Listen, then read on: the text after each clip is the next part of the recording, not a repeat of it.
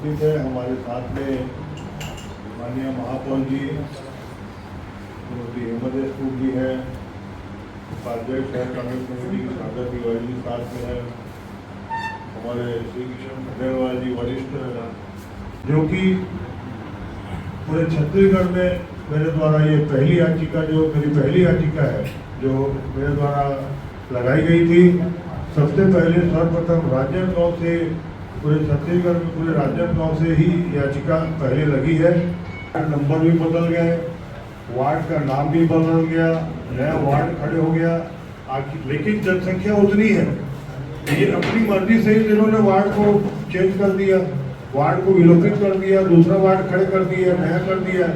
तो इनकी जो मंशा है, भाजपा के जो सत्ता सरकार है, और ये सब जो है, ये पूरा ज्यादा प्रयोग जो है डॉक्टर रमन सिंह के क्षेत्र में होता है। छत्तीसगढ़ सरकार द्वारा अभी नगरीय निकायों के निर्वाचन के लिए जहाँ परिसीमन कराया जा रहा है, वो बहुत गलत प्रक्रिया है। वो परिसीमन होना नहीं चाहिए, और हमने इस बाबत आपत्ति भी दर्ज की थी कि यहाँ पर गलत आपके परिसीमन से जनता को भी और हम यहाँ पर जितने भी नागरिक हैं, इसके साथ साथ जनप्रतिनिधियों को भी परेशानी का और सामना करना पड़ रहा है। और जिस तरह सरकार जो है भाजपा की यहाँ पे परिसीमन करा रही है, राजनांदगांव में आप देखिए 2011 में जब जनगणना हुई तो जनसंख्या के आंकड़े जनगणना के 1,63,114 है।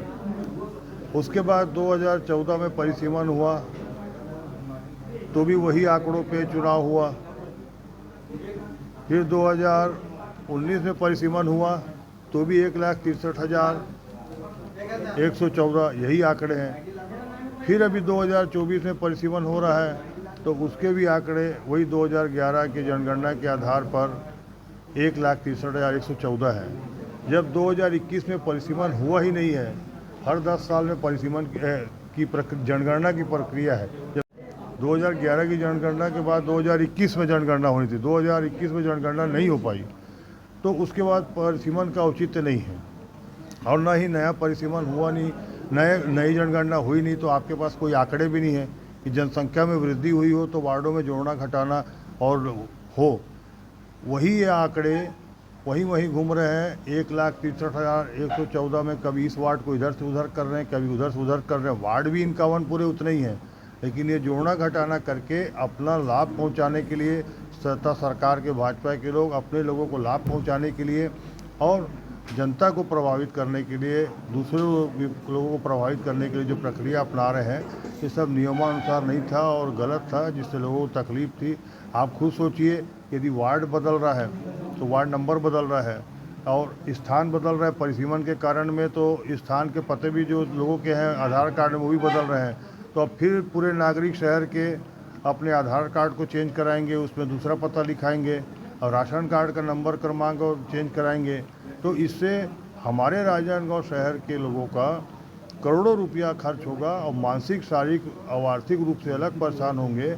और जब जनगणना नई 2021 में हुई नहीं है तो इसका कोई औचित्य नहीं है। ये उन्हीं आंकड़ों को घुमा के अपने लोगों को लाभ पहुंचाने के लिए इधर से काट के इधर का वार्ड, इधर से काट के इधर का वार्ड की प्रक्रिया कर रहे हैं, जो कि बहुत ही गलत है। इसे तो हम माननीय उच्च न्यायालय के शरण में गए थे, जिस पर मेरे द्वारा माननीय उच्च न्यायालय को शरण में जब न्याय लेने हेतु जाना पड़ा है, जिस पर माननीय उच्च न्यायालय द्वारा संज्ञान लेते हुए मेरे अंतरिम राहत के आवेदन को स्वीकार किया है तथा प्रशासन को निर्देश दिए हैं कि इस विषय पर निगम के वार्डों की संख्या और सीमा के निर्धारण के संबंध में अंतिम सूची राजपत्र अधिसूचना अगली सुनवाई तक प्रकाशित नहीं किया जाए।